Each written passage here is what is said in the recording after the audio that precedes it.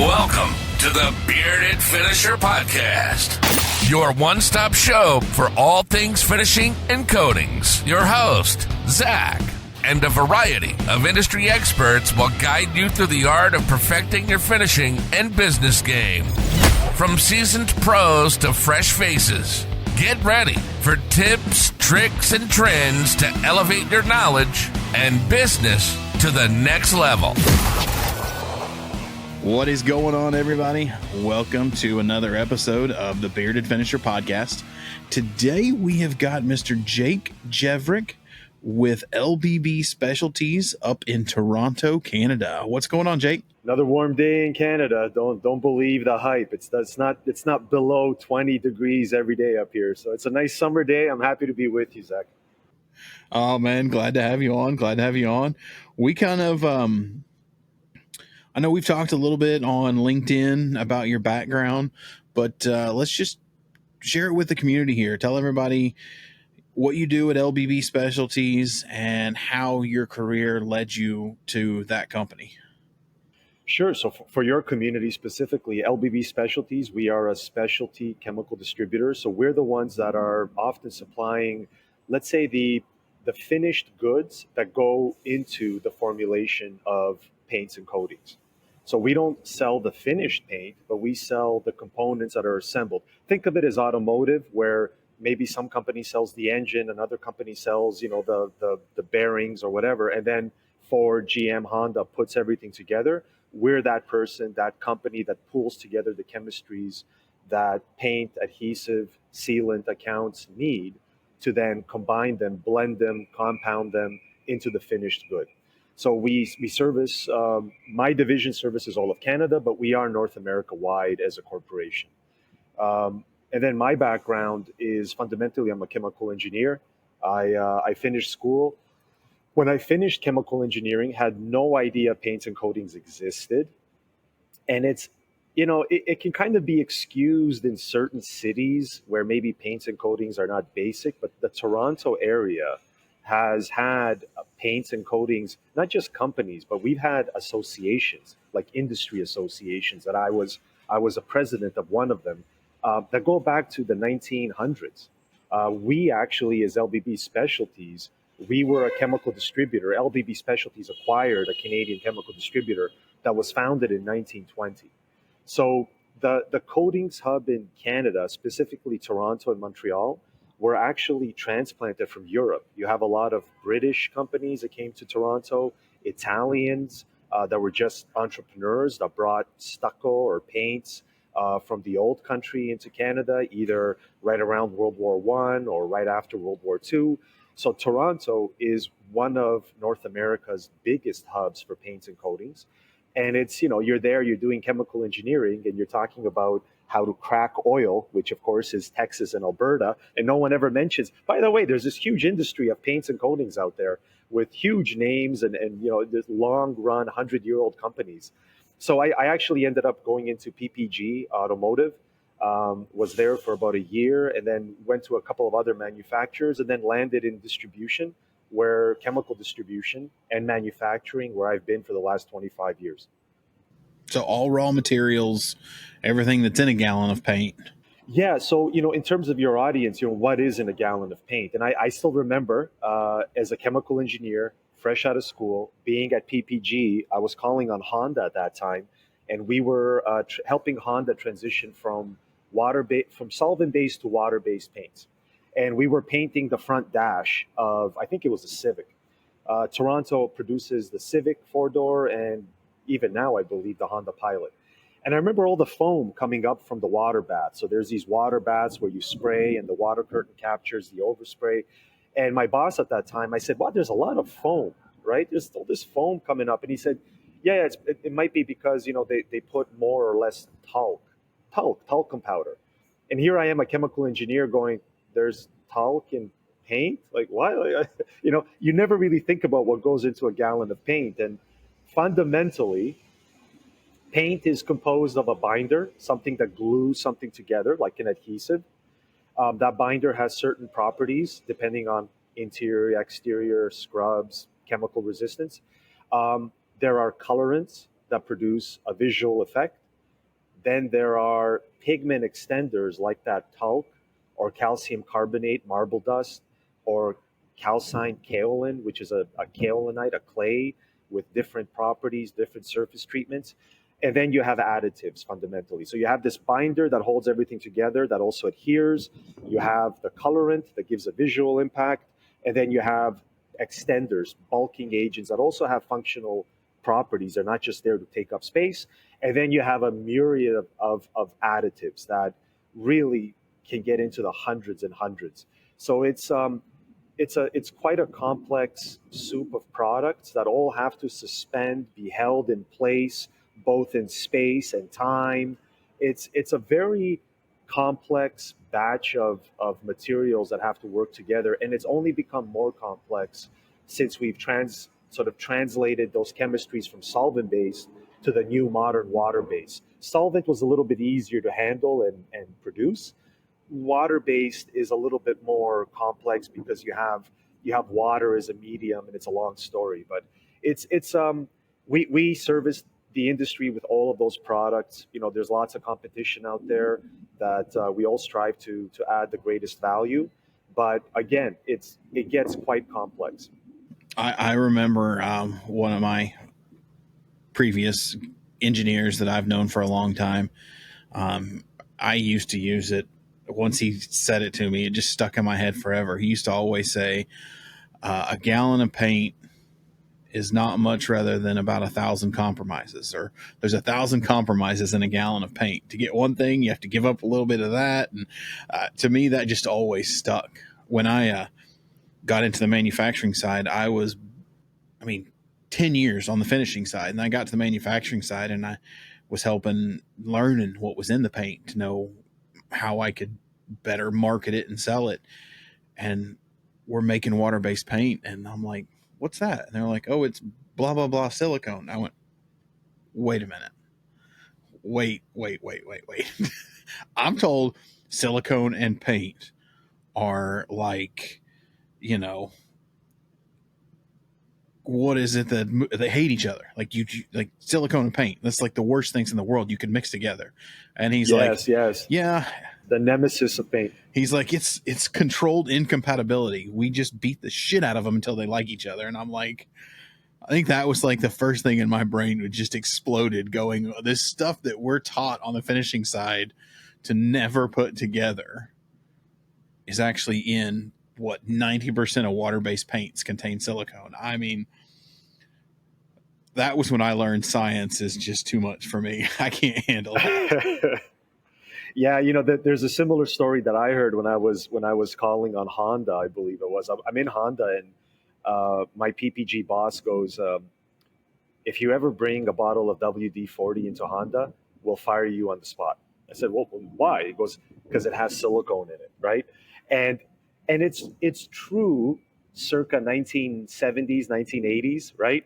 Where WD-40 is a silicone-based formula, and you could, back in those days, if you just walked and sprayed WD-40 in a paint line, everything would get fish eyes. Like, it would just be a nightmare, right? But today the formulations are different. The silicones, to your point, there's a lot of silicones, right? It's the same thing as people calling, things chemicals. Well, everything's a chemical. So it's the nuances that are in the paint that really, in a gallon of paint, that really give you that performance characteristic. And yeah, to your point, it's hard to wrap your head around it because some silicones will destroy a paint. Some silicones give you the hammer tone finish, for example. That's literally a silicone incompatibilizer that's put in there to give you that hammer tone. And others are bee's knees. They make everything work, right? So leave it to the experts. It's crazy. Yeah, that's what leave it to you guys. You guys have fun with that. It blows my brain. My brain hurts thinking about it. But when something goes wrong, blame the hell out of us, right? Oh, yeah. Oh, always. It's always the engineer's fault. So can you help maybe explain to the listeners what it is as a raw material supplier? You're selling the resins and the co-solvents that are all going into these.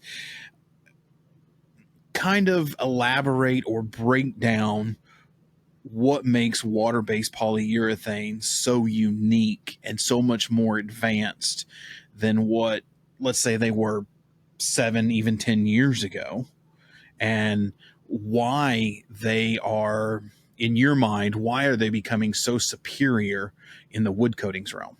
So if we just take a step back on, what is a urethane? So a urethane fundamentally is when you take an isocyanate and you cross-link what's called a polyol. A polyol is everything from the alcohol, the ethanol that you drink. There's only one OH there, but it's things that have this OH group that lend it to being cross-linked with an isocyanate. So as soon as you do that, you get a urethane. You could make a urethane out of propylene glycol or glycerin. It wouldn't do much. It'd be horrible. Or you can make it out of an acrylic polyol or something much more functional.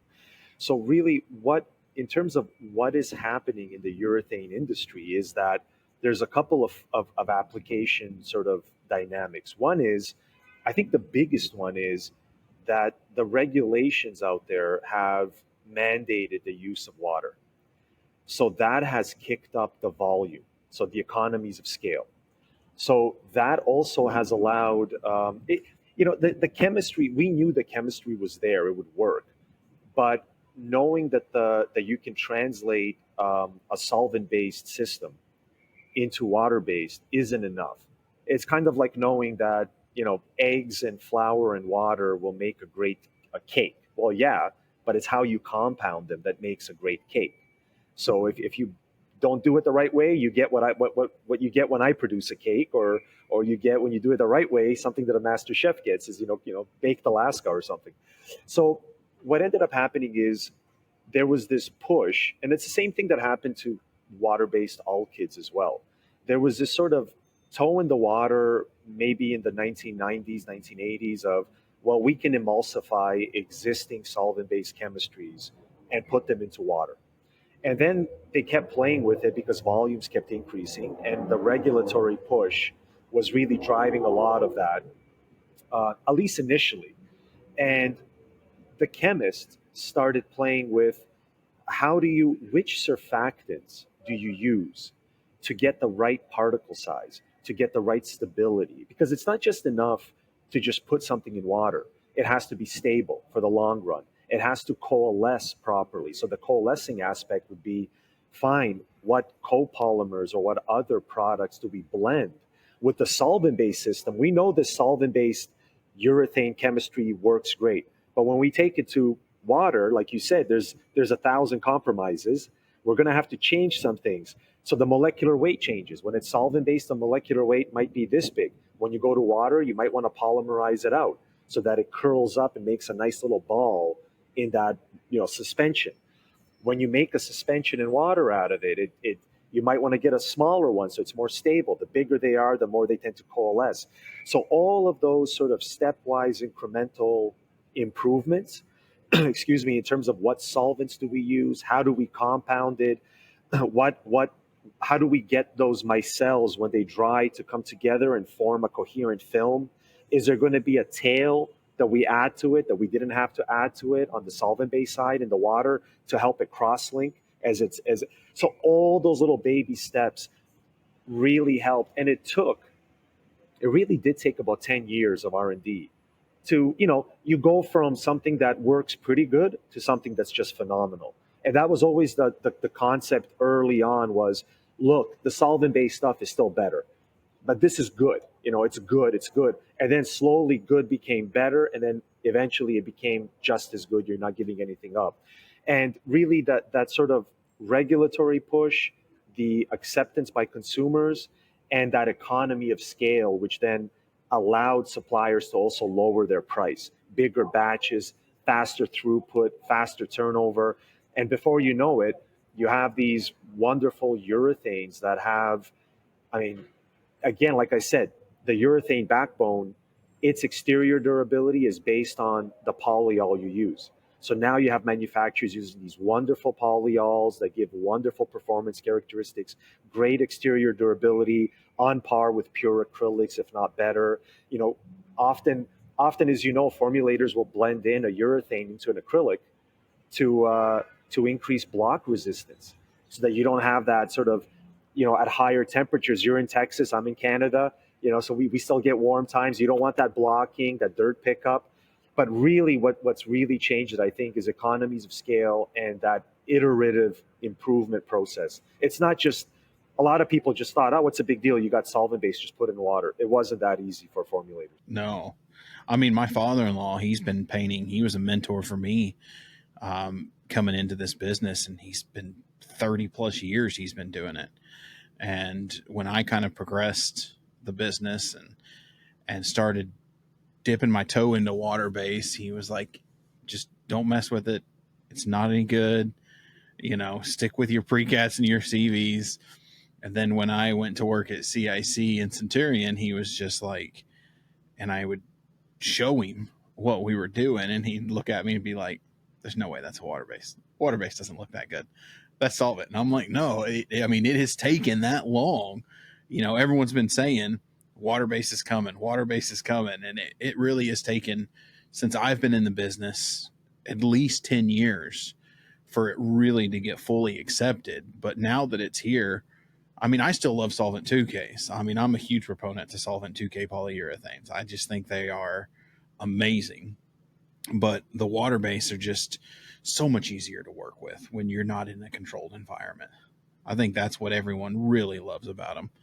And so in our world, like in the finishing world as a manufacturer, one of the biggest things that everyone is always fighting about, and this will be good to, on a science level, is isocyanate hardeners when it comes to the two component part, which is not an acid catalyst. It's actually a hardener. So it makes the product harder. But there's the encapsulated, non-encapsulated, aromatic, what's the other one? Non-aromatic isocyanates. Aliphatic. Yep. Aliphatic.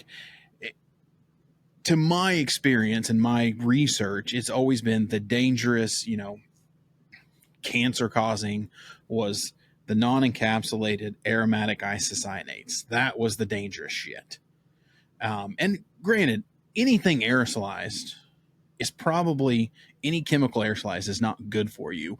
But can you help kind of break down the difference in the isocyanates and what to look out for these guys? Like, proper PPE should always be worn. I don't want to say that, but some people just get scared of water-based polyurethanes because they just hear the word isocyanate and they're like, oh, that shit's dangerous. And you're like, not really, not any more dangerous than the exhaust coming out of your car in today's world.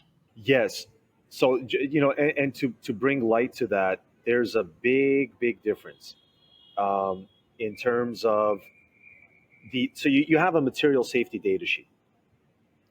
Those material safety data sheets are really designed a lot of times, at least in the isocyanates that we would supply as a distributor to a paint company that then compounds it. They're designed for the people that are working with drums and totes of isocyanates. Once you compound it, a lot of things change. You're right. So, and I'll step back again. I'll give your viewers a little bit of history. Isocyanates share a long, sordid history. So what ended up happening is in Bhopal, India, I forget the year, it might have been in the 80s, Union Carbide had a isocyanate plant in Bhopal, India. I don't recall the exact reasons why, but they decided to exit India. And they left that Bhopal isocyanate production site. And isocyanates are used in many other industries to sort of harden, like you said, cross-link polyols. They left it. Unfortunately, they didn't really leave the instructions on how to safely navigate. This is back 40 years. How to navigate the plant. Some poor soul left a valve open, and the isocyanates leaked out, killed, I believe, hundreds of people. So, what is an isocyanate? It's the polyol reactive site. It's not a catalyst. It doesn't sort of, like you have alkyds where you put a cobalt catalyst. That catalyst helps to grab oxygen and cross-link, the oil in the alkyd. The isocyanate is the reactive. It's like oxygen, in an alkyd on steroids. It runs after OH, so oxygen hydrogen groups. Water, which our bodies are made up of, as well as a lot of our carbohydrates in our body. There's a lot of OH. Isocyanates would love to grab that and rip it apart. It's almost like an acid or a base ripping something apart. So if you were to breathe in or get an isocyanate inside of you, all those water mucous membranes would just get basically chewed up. So it's a horrible thing. On smaller quantities, you do get sensitized. You can have issues. But to your point, once, especially in water-based, the isocyanate, again, isocyanates love water. So how do you take something that loves water that would react with it and then off gas, produce CO2 and gases? How do you put it in water? That doesn't make sense. To your point, it's, how do you beat something into something that doesn't want to go in, right? So there are ways with surfactants and these sort of protective, what's called colloids. You can wrap something in the isocyanate to get it into water. So when you're working with water, that isocyanate technically is already stable. Now, I wouldn't want to breathe it in, because if that stable cocoon comes off, it's going to be reactive. So absolutely, wear protective measures, do all that. But to your point, that's the encapsulated side of it, right? That's the encapsulated side, the water-based side. The solvent-based side will be open and available. And once the solvent leaves, it's there and it's reactive. So you have to follow proper precautionary methods. I mean, isocyanates are a hazardous product. I would not belittle their hazard. But if you're wearing proper protective equipment, they're great. The problem is some people take shortcuts. Some people don't wear protective equipment and just sort of, rule of thumb it. Like, I've done this for 20 years. At the same time, I still remember two contractors coming into my kitchen to install a granite countertop, and they're cutting in the hole for the for the gas range, and they're grinding granite. And I said, do you want some hearing protection, gents? Nah, what for? Well, I'm pretty sure they're deaf now. It's been 10 years, right? Like, just common sense protective equipment. You don't have to get overboard and be too concerned. If you follow the OSHA rules, if you follow it, you'll be fine. But there is a difference between water and solvent. In your comment about aliphatic and aromatic, there really isn't a rule of thumb against those. Because when somebody says, I have aromatic versus aliphatic, what they're really commenting on is aliphatic are exterior durable. So they're the ones that can handle light. Aromatic aroma, it means you can smell it, but that's like benzene. It has a benzene ring. That is very chemically resistive. So usually for chemical resistive tank coatings, things like that, it's usually an aromatic, but they're not very durable when it comes to light and UV light. Light will break them down. So that's the only difference. So I wouldn't, when I'm dealing with isocyanates, I would look at the hazard less than the chemistry. Like we talked before, leave it to the experts, let them guide you in terms of what is protective measures, and then have some confidence that if the protective measures, you follow the rules, you'll never have a problem, ever. Yeah.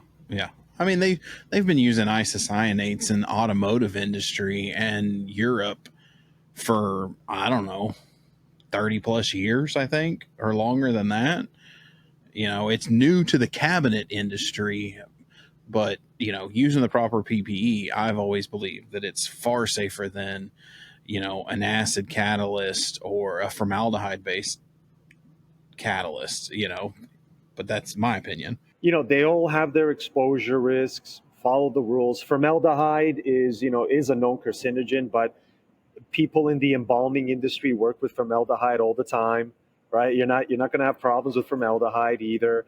And at the same time, every automotive top coat is a 2K urethane. Everyone. The clear coats are all 2K urethanes, right? That is changing. I know BMW has even looked at powder coatings.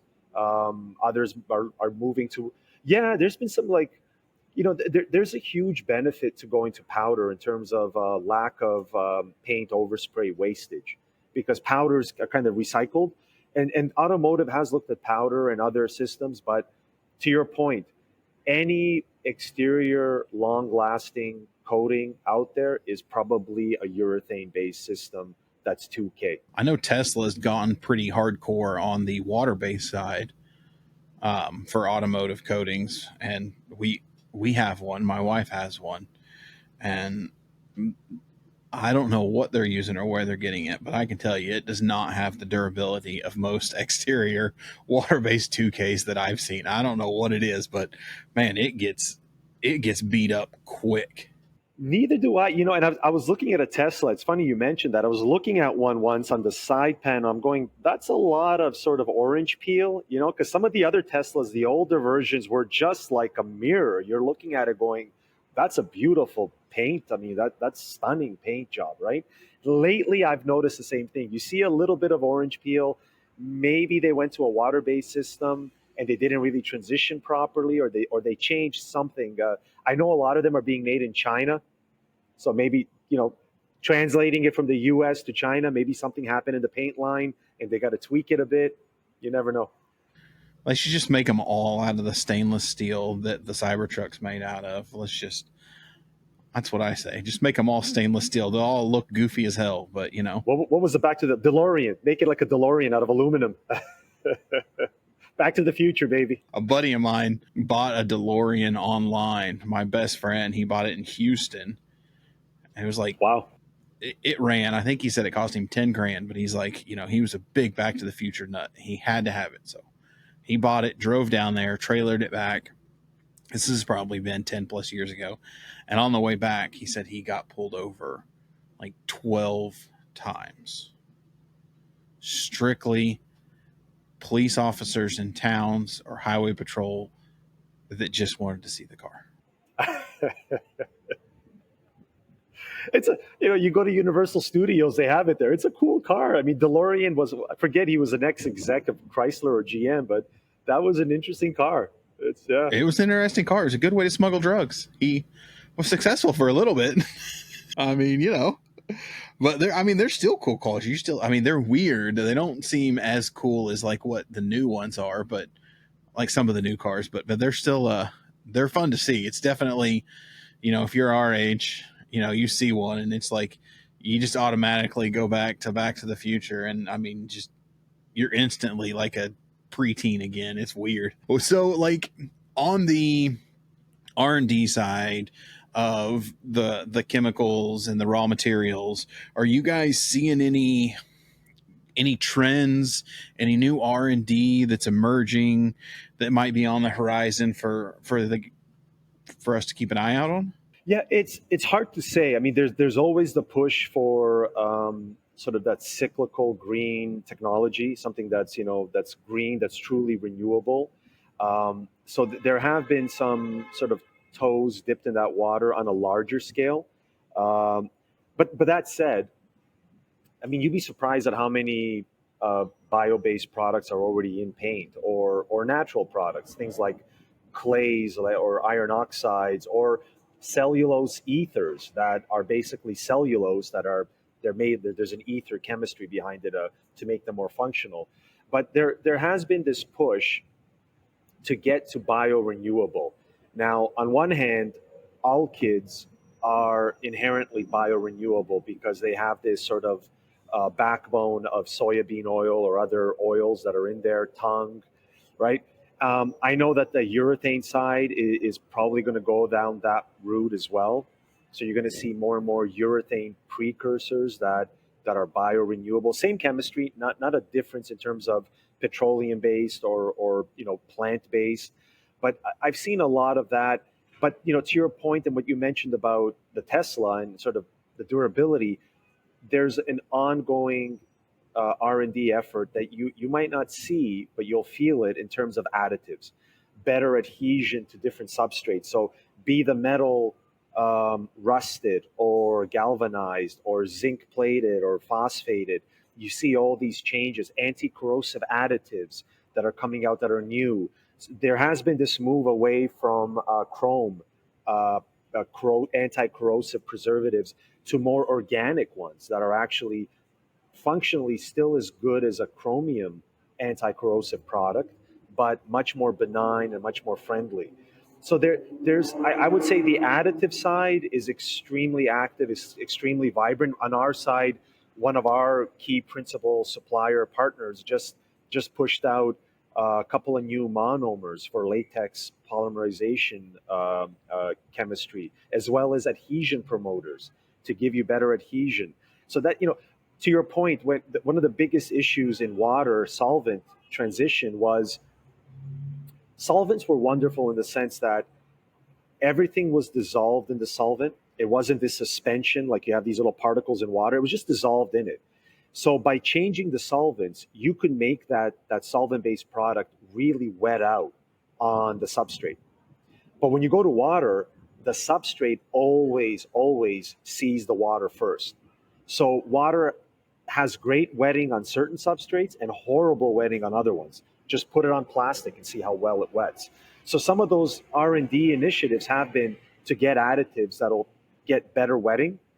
And just recently, one of the biggest additives that was just banned due to a regulatory concern was these fluorinated surfactants that really lowered water's surface tension, water's ability to flow out. They really had a great flow out. So now you're seeing this R&D initiative of silicones and other sort of surface active chemistries coming out that can rival and compete, which is for a non-chemist, you might not think it's so cool. For a chemist, it's pretty cool that you can take water that doesn't want to wet and make it wet to the level of a fluorosurfactant. So that's coming out as well. So really, in terms of your side, you might not see some of those initiatives. The paint just might work a little bit better. But I know, for example, one of the most interesting things that just happened now is we represent a company called Dayglow, and Dayglow supplies fluorescents. And fluorescents have always been non-light fast. You put them out, you paint something outside with fluorescents, and it'll fade in 3 to 4 months. They actually came out with a bright fluorescent yellow that is light fast as a phthalo green or a phthalo blue, which is pretty darn impressive. That's impressive. Yeah. So you might see in the future fluorescent safety markings around sidewalks and steps that didn't exist.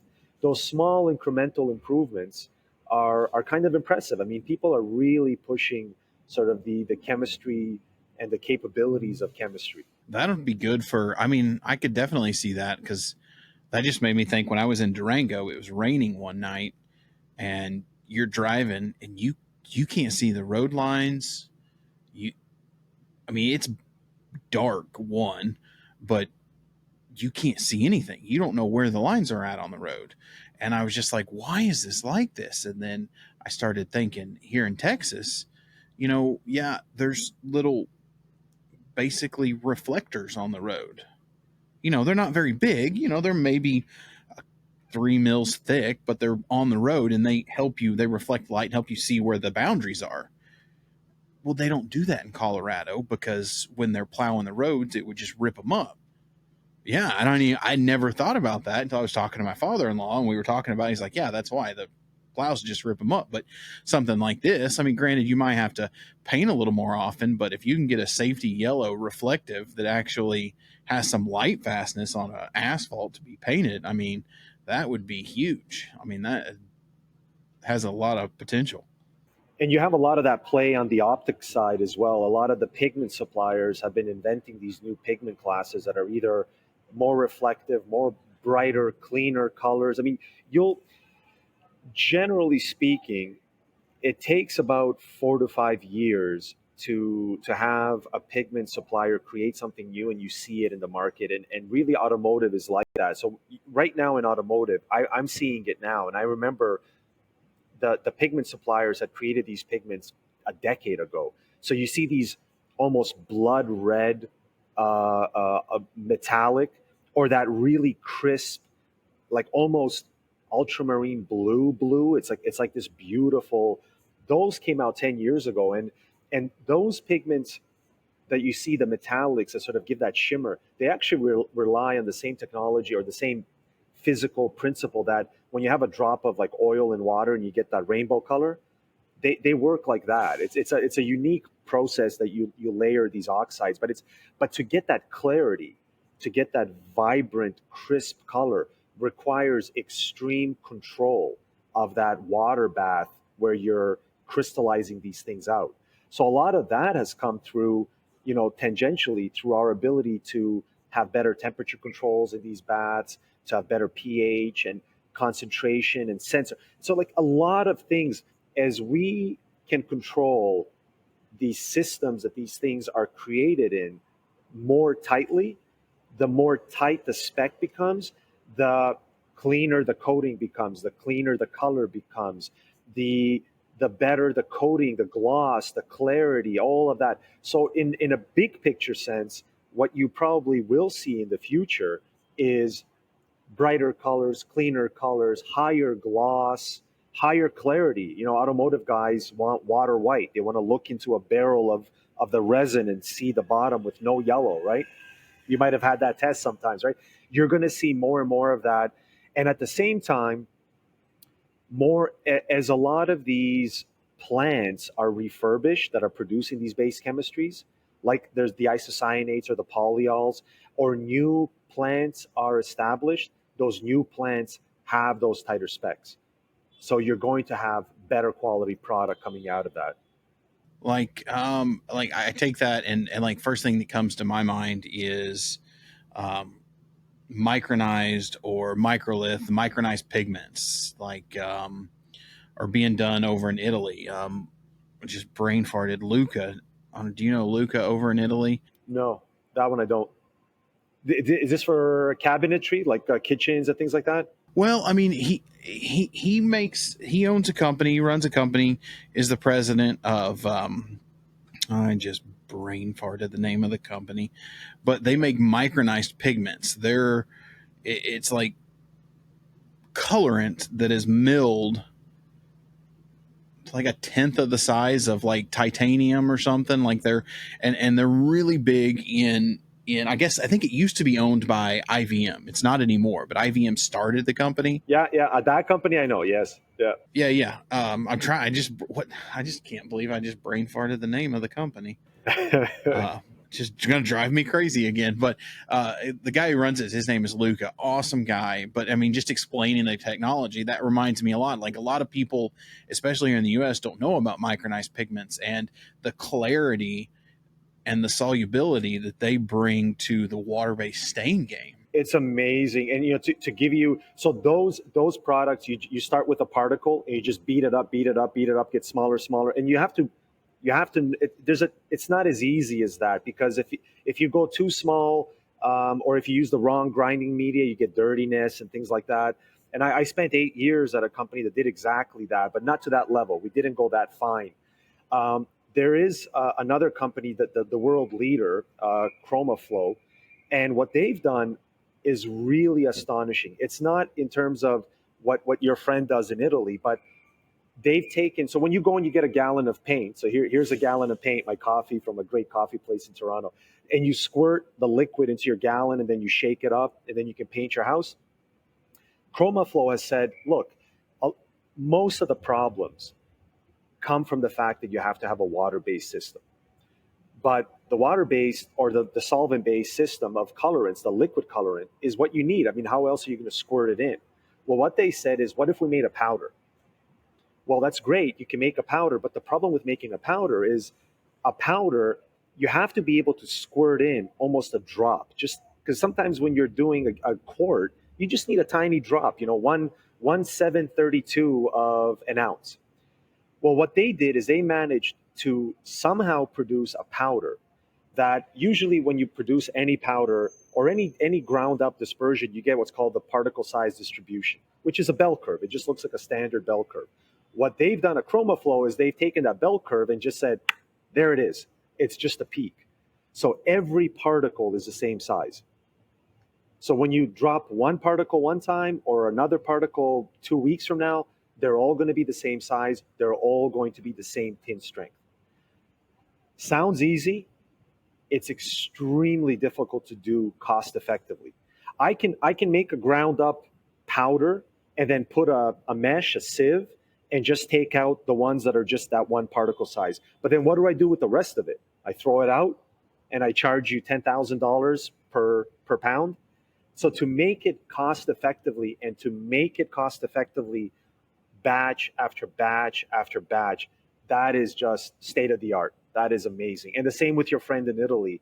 To make an ultrafine transparent is easy, but to make it cost effectively, batch after batch after batch, very, very difficult to do. Now we just got to get ChromaFlow to be more consistent and make more batches. It seems to be.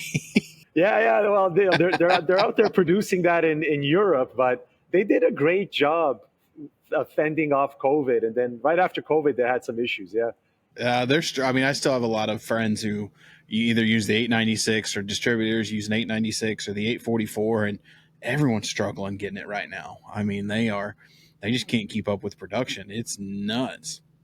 Yeah, and it's amazing how they weathered. Because I was a competitor to ChromaFlow, and I watched with awe how they weathered the storm. It was easy for me to weather COVID supply disruptions because I was smaller. So one truckload of 40,000 pounds of pigment would last me 3 months.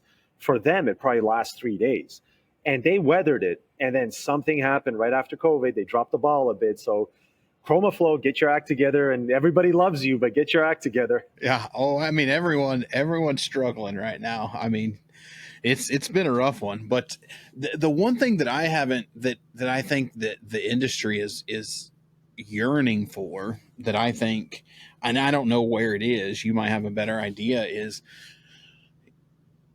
a true, I'm trying to think how to word this, like a water-based or water emulsified oil that would do exterior staining, like exterior wood staining, a penetrating water-based that doesn't look like dog shit. I mean, I don't know any other way adjective to give it, because most exterior stains, there's a lot of fence staining in the US and a lot of decks, and it's all semi-transparent or semi-solid. Most of it's semi-transparent. And the technology for water-based, everyone wants a water-based semi-transparent exterior penetrating stain. But man, I just have not used one yet that makes any sense, that doesn't look muddled and So it's a little dirty. It's not that vibrant, clear. like you get with like a paraffinic or a naphthenic oil, something like an oil-based stain that just bites deep into the wood, and you got that clarity. You can see the wood grain. It's not all hazy and cloudy. Yeah. So, I mean, a part of that is from the applicator standpoint, please, please, please don't apply in the heat, in the sun. So what's happening is with the oil,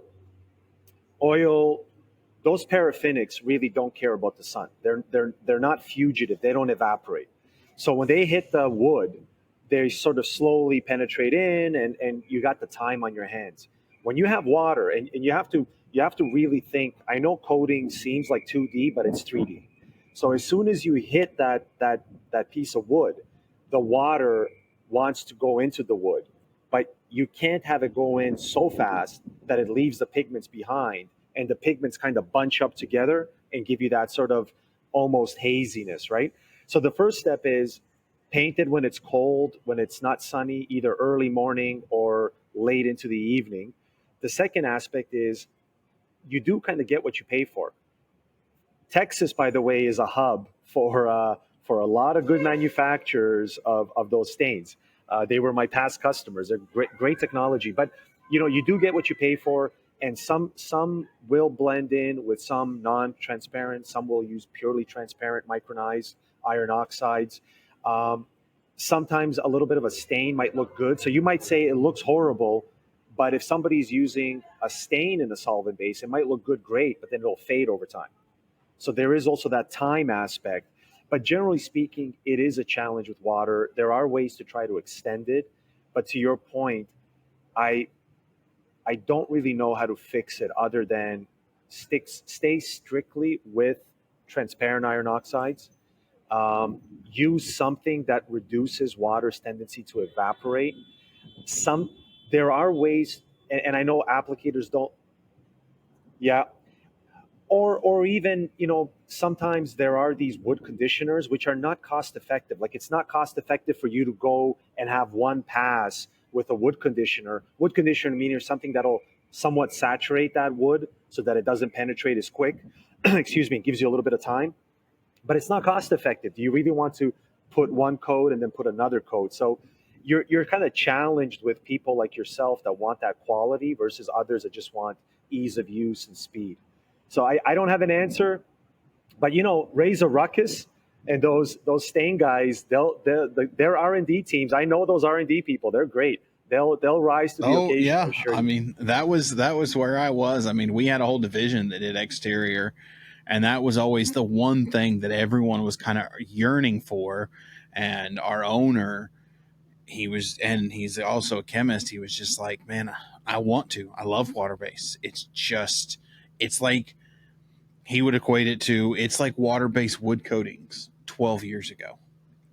Someone's working on it. It's just not there yet.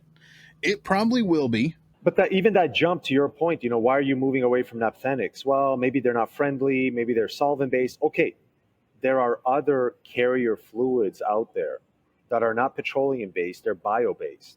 I have some of them. That's the thing, is the bio-based, and that's, I have noticed the Europeans have made a really big push for the bio-based coatings and pushing everything towards bio. And then you find out, I mean, a lot of stuff has a percentage of bio-based products. A lot of resins do when you get into the water-based world. But I guess there's reporting agencies that tell you how much, and you have to be a certain percentage of bio-based to get classified as a bio-based coating now. You do, and I mean, and there is a cost associated with it. I mean, I have one supplier right now, out of they're European, but they actually produce here out near Toronto, called Young Bunslauer, and they have this really interesting. I mean, they take ethanol and they take citric acid and they blend them together, and you have this bio-based carrier fluid, which is used on agricultural crops. It's used on other applications. It will be more than a paraffinic. Now, then again, paraffinics might have gone up. Like crude oil is not as cheap. It's not 69 cents a gallon anymore, right? So those cost dynamics, as economies of scale go up, and as oil is not renewable. I mean, I'm quite paranoid of the day that we hit non-peak oil. Like when you hit peak oil, and every gallon you take out of the ground, there's less and less. That's going to be a scary time when you're going to have energy costs go up. So these things will be much more competitive, but sometimes there are these other carrier fluids. And again, like your boss said, it just takes time. What is that magical carrier fluid that I can blend with water that just makes the wood grain? By the way, wood, the most variable substrate on earth, right?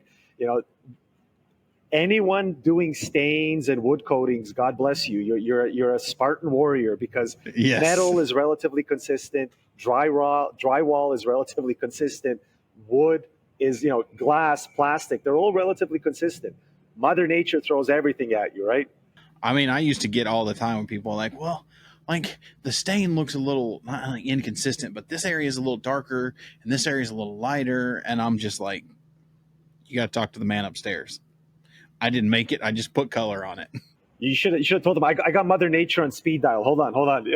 I can't help you on that one. That's just stain. You're bringing out the, I always used to say all stain is going to do is make every flaw something to look at. That's what stain does, in my opinion.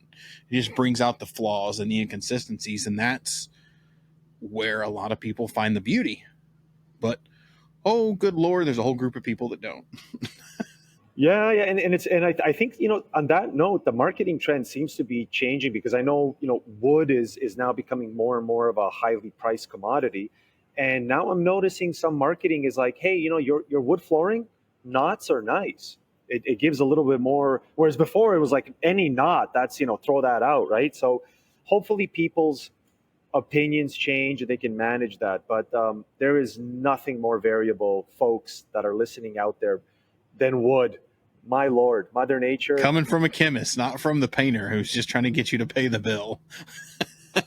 If something went wrong, it's probably in your prep, or you just got unlucky and you got a bad piece of wood that day. It's just Mother Nature's Mother Nature. You can't stop her. I call her the ultimate equalizer, especially when it comes to water-based wood coatings. Like, yeah, I mean, you can think that you are the biggest badass in the world when it comes to spraying water-based wood coatings, and Mother Nature's going to bring the smackdown on you real quick and throw you something that you're not used to.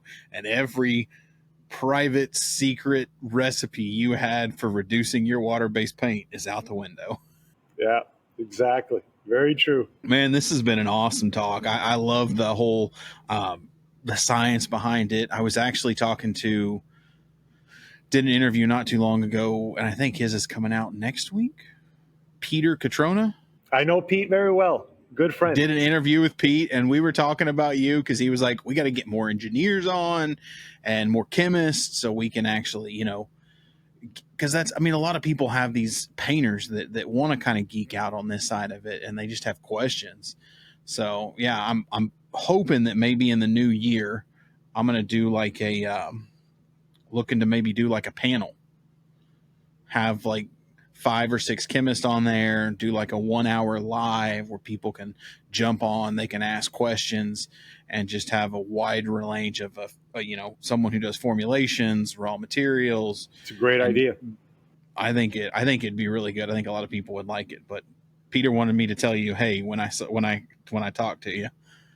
Well, you know what? And on that note, on that panel, as chemists and formulators and people that go around and advise people on how to formulate, it's wonderful to have somebody who's the applicator, because really our Mother Nature is the applicator. I mean, we can tell you whatever we want, but at the end of the day, when you're on a 10-foot ladder trying to spray something out and it ain't working, too bad, Mr. Chemist, make it work, figure it out. And we constantly, every formulator, every paint company out there wants to have the ear of that applicator who can translate their frustrations in a productive way, to not just say, oh, it doesn't work, but to actually say it didn't work because of X, Y, Z. And we love people like that.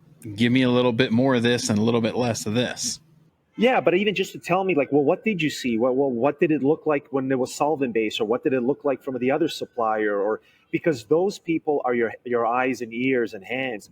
We can't go out there and apply. I mean, I'm a guy, I paint all the time, but not like a contractor. Not when you're doing 1 million square feet, and then you're getting complaints maybe a year down the road. So the applicators, I know if I sound a little pompous in the chemistry side, trust me, guys, my complexity is rivaled by your complexity. What you see in terms of your customer base, what you apply, the frustrations you see, the weather conditions you see, all of that is just as complex as the chemistry, just from a different vantage point. Most definitely. And that was kind of the whole thought behind wanting to do the podcast, is bringing these different aspects into the mix so that we can open that communication. Because, I know a lot of painters and they just cuss formulators and chemists, say they don't know what they're doing. No, it works great in the lab. I've been there. Perfect. It'll pass every test in the lab. But then when you go to real world, that's why you step release products. Okay, you guys tested over here, and you guys tested over here. I need feedback before I'm going to put it into the market, because we need to know how it's reacting in your environment, likes, dislikes. I mean, that's the only way that you can make a product better. I mean, there's a whole industry out there in our industry that is trying to create equipment that will mirror real life. There's all these PhDs and these really smart guys that their whole job, and they still haven't figured it out. I mean, it's impossible. There's too many different variables out there. I mean, it's crazy. I mean, I didn't think about it until I spent some time on the manufacturing side. Like, and you see it in the lab, in a world where you're testing, this shit is awesome. And then you send it to the Northeast, the Northwest, the Southeast, the Southwest, and the Central, and you get 3 of those back, and they're like, this stuff's shit. And you're like, what? In our environment. It's like having kids, right? They're really well behaved at home, but then when they're over at the neighbor's house, what did little Jimmy do? He's never done that at home. Yeah, 100%. Yeah, they do good at home, and then they get out in public and they act like shitheads. You're like, what the heck's going on? What made you think doing that was going to be good for you, boy? So a couple things that I always like to do. I know we're getting in on there, and how about advice? Bit of advice to anybody, looking to get into either the raw material side or just the coating side, that somebody starting out or somebody that's getting out of college trying to figure out what they want to do? I mean, I would say, first of all, if you're aware of the industry, you're miles ahead of me. But I really can't emphasize how good this industry has been to me, and how good the people are, and how good the industry overall is. We are similar to maybe like the personal care industry, where we are recession proof to some extent. I mean, if you're wearing nail polish and lipstick, I didn't wear mine today, I apologize. But if you are, you're going to keep doing it even in a recession. You're not going to stop looking good. I don't care what's happening in the economy. I'm not going to not paint my bridge. I'm not going to sit there and look at a $10 million, $100 million bridge deck and say, oh, I'm not going to spend $1 million not painting it this year. So we are a very, very small part of a global economy. Global economy is $200 trillion. We are 200 billion. We are 1/1000th of the global economy, but we are an integral part of that global economy. We are absolutely necessary. I don't care what people tell you about, CO2 emissions and our load of solvent. If we did not exist, the CO2, the environmental impact of us not existing would be catastrophic. Things would rust, things would not wear properly. It would be a nightmare. So you're part of the economy in a very integral, albeit tangential way. It's a wonderful industry. In terms of getting into raw materials or formulating, or I would say all of it is good. Look at your strengths. If you're a polymer chemist, I mean, go into the polymer chemistry side. There's lots of players, not as many as the compounding of paint guys, and not as many as the contractor guys. So you are going to have that, pyramid where at the top, there's only a few guys that make a binder or an additive, and there's many more that use it and many more that apply it. But I mean, my advice is just, if you know this industry, reach out to people like me and others, ask for advice, but I would say get in it. If you have the opportunity to get into it, it's a wonderful industry to get into it. That's my only advice. and once you get in, you can't get out. Just keep that in mind. Yes, that Al Pacino, pull me back in, The Godfather. Yes, I've said that line more than once. Yes. Yes. This is an industry that you once you get into it, I don't think there is any getting out of it. No, I mean, some things are changing. You're getting certain substrates are coming out, like glass is becoming more popular, like it is in Europe. But you're always going to be challenged with something. Oh, and it's wonderful. That's what you want. You want constant challenges. It's the best thing ever. There's always something new. I mean, I used to tell people all the time, everything has a coating on it. This has a coating. You're wearing headphones, the microphone. Everything has a coating on it. Leather has a coating on it to keep it. I mean, it's everywhere. It's in everything that you don't touch. Probably at least half a dozen things throughout your day that don't have a coating on it. So the reach that you have and the ability of where you can go is limitless in this industry. It's crazy. Yeah, and especially if at some point you have entrepreneurial desires, I mean, learn, and then maybe create something new and go on your own. It's a wonderful industry. It doesn't take much to start your own company. Yeah, at almost any stage other than that, upstream producing of the raw materials. But it's just and knowledge is, people that are knowledgeable in the industry also, they can't seem to retire. It's like the industry won't let them. There's a lot of 75-year-olds walking around advising because they still see value in them coming to work, and we see value in them as well coming back to work. So it's a wonderful family that we belong to. Agreed. All right, my last hoorah. What is Jake? What's something about Jake that might surprise us? Hobby outside of work?